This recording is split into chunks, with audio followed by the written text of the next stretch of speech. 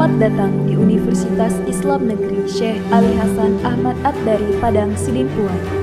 Inilah kampusnya para penuntut ilmu yang berlandaskan keislaman, keindonesiaan, dan kearifan lokal. Assalamualaikum warahmatullahi wabarakatuh. Selamat pagi anak-anak. Nah, pada pagi hari ini kita akan membahas tentang materi kita, yaitu Quran Surah An-Nisa ayat 59 dan Quran Surah An-Nahl ayat 64. Nah, kedua ayat ini berhubungan dengan kedudukan Al-Quran dan hadis sebagai pedoman hidup. Al-Quran itu berasal dari bahasa Arab, yaitu qoro'ah. Nah, qoro'ah itu artinya membaca. Jadi Al-Quran itu adalah bacaan yang berasal dari Allah atau mukjizat dari Allah yang diturunkan kepada Nabi Muhammad Sallallahu Alaihi Wasallam. Nah, kandungan surah An-Nisa ayat 59 ini menjelaskan untuk kita itu patuh dan taat kepada Allah Subhanahu wa taala, taat kepada Rasul, dan taat kepada pemerintah. Taat kepada Allah Subhanahu wa taala berarti kita harus mengikuti ajaran Al-Quran, sedangkan kalau taat kepada Rasulullah adalah mengamalkan sunnah-sunnah Rasul. Nah, Ibu rasa sampai sini sudah jelas. Kemudian kita lanjutkan kembali. Sebagai orang yang beriman, maka kita wajib untuk beriman kepada Allah dan Rasulullah sebagai pembawa risalah dari Allah Subhanahu wa taala. Nah, ketaatan kepada ulil amri meliputi ketaatan baik pada pemerintahan maupun para ulama. Jadi siapapun pemimpin kita, maka kita wajib menjalankan apa perintahnya. Tentunya adalah perintah yang baik. Nah, itu adalah ketaatan kepada ulil amri atau pemimpin. Sedangkan ketaatan kita kepada Allah harus tidak bisa ditawar-tawar lagi.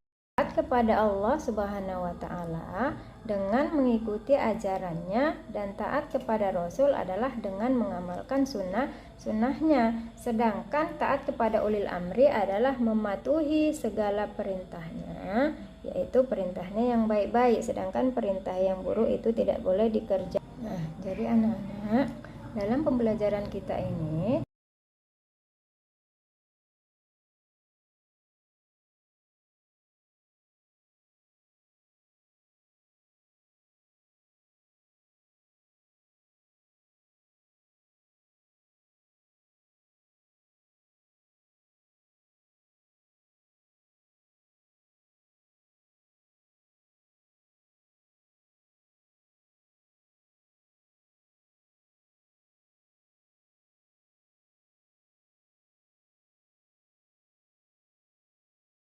ada hal-hal pokok yang terkandung di dalam Al-Quran Surah An-Nisa dan Surah An-Nahl tadi. Nah, yang pertama adalah setiap orang beriman harus taat kepada Allah dan Rasulnya, yang berarti mengikuti perintahnya dan menjauhi segala larangannya.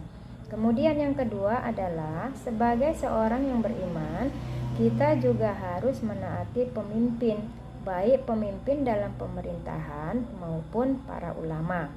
Nah, kemudian yang ketiga adalah apabila terjadi perdebatan dalam masalah agama, agar semua dikembalikan kepada Al-Quran dan hadis, karena Al-Quran dan hadis adalah sumber yang utama. Kemudian selanjutnya adalah membaca Al-Quran dengan baik, memahami terjemah, dan membaca buku tafsir. Jadi kalau kita sudah membaca Al-Quran dengan baik, dengan fasih, kemudian kita sudah memahami terjemahannya, mudah-mudahan kita mengerti apa yang dikatakan yang dikatakan oleh Al-Quran. Otomatis kita mengerti apa yang diperintahkan Allah kepada kita. Kemudian membaca buku-buku yang berkenaan dengan hadis. Nah, yang terakhir adalah berkonsultasi dengan guru-guru terkait bacaan atau kandungan Al-Quran dan hadis. Nah, itu adalah hal-hal pokok yang terkandung di dalam Quran Surah An-Nisa dan Surah An-Nahl. Jadi anak-anak, apakah kita sudah menjalankan perintah dari Allah? Mudah-mudahan kita semua sudah menjalankannya ya. Nah, mudah-mudahan dengan mempelajari pembahasan kita ini, kita semua sama-sama mengerti dan sama-sama saling mengingatkan bahwa Al-Quran dan hadis itu adalah perintah yang utama dari Allah ya. Itu yang harus kita jalankan. Nah, Al-Quran dan hadis menjadi sumber ajaran dan pedoman dalam menjalani kehidupan.